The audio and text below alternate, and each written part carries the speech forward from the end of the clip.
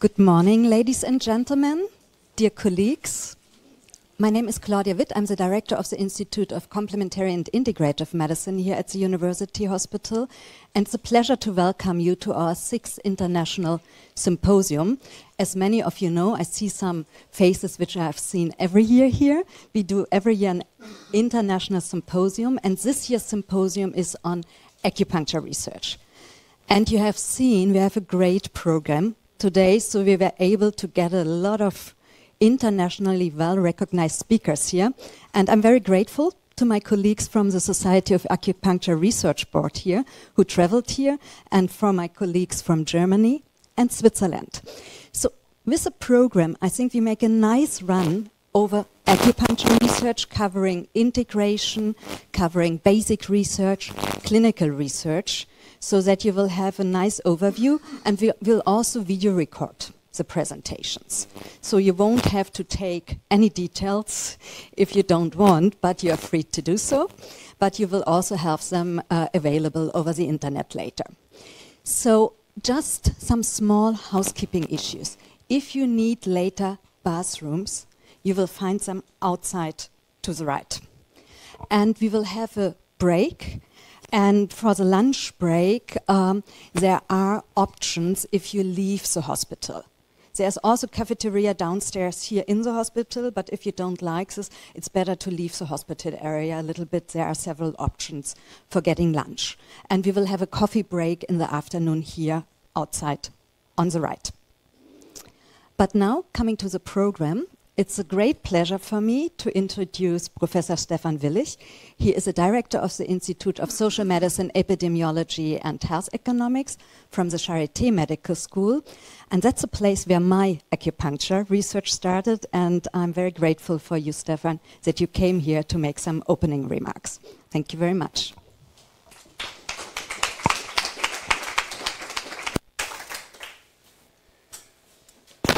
Thank you very much, Claudia. Good morning, ladies and gentlemen, dear colleagues. Certainly a great pleasure for me to open this symposium, and even more, I think it's a big honor, given that there are so many distinguished acupuncture researchers here in the room.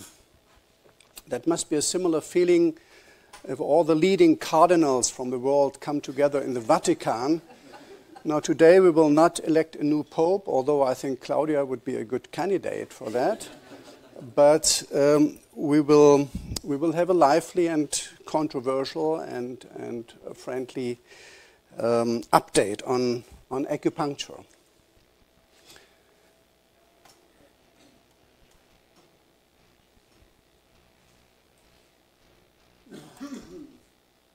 Sorry.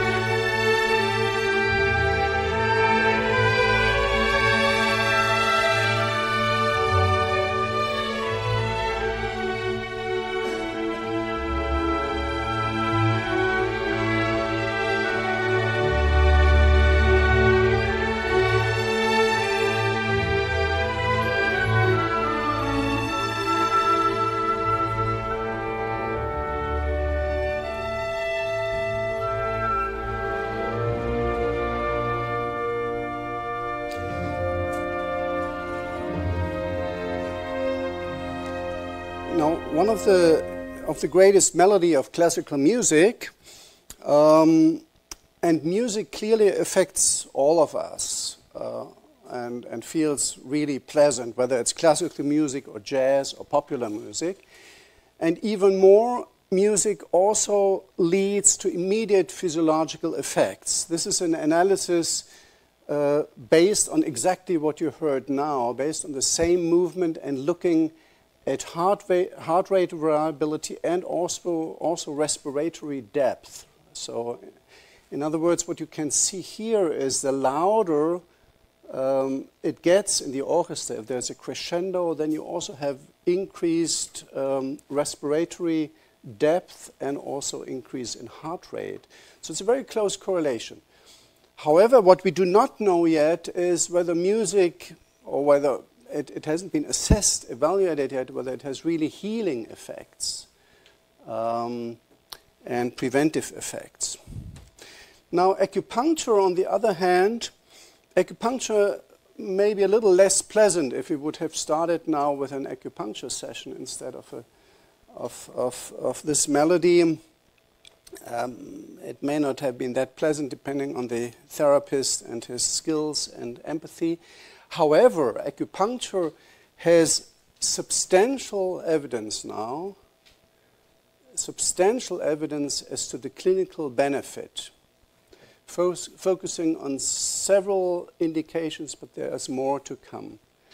Acupuncture also has just recently, and we'll hear about today, more and more innovative insight into potential mechanisms of action. And acupuncture, therefore, based on these two essential aspects, also have led already to health systems and health policy adjustments. In several countries, it's more and more accepted now and introduced and included, not in all countries, but in many. Now, traditional Chinese medicine has provided on different fields remarkable progress to medical care. I give you another example.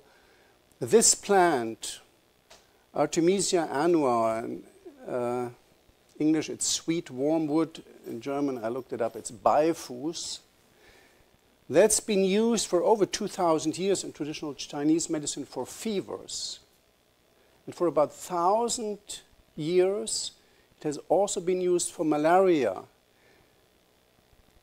But the artemisinin was extracted as the crucial agent only in the 1970s by 2UU, and that was followed then by randomized trials looking at malaria efficacy, and it had a remarkable high efficacy during an age where already some of the established antibiotics had encountered more and more resistance problems.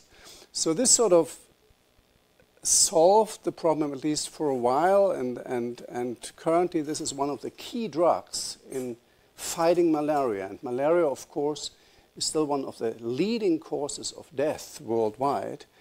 And not surprisingly, therefore, this woman, 2UU, was awarded the Nobel Prize for Medicine 3 years ago only. So, again, a great achievement of traditional Chinese medicine. Now, what is the potential promise of acupuncture if it's about improving patient outcome? That's, I think, the common goal of all healthcare providers.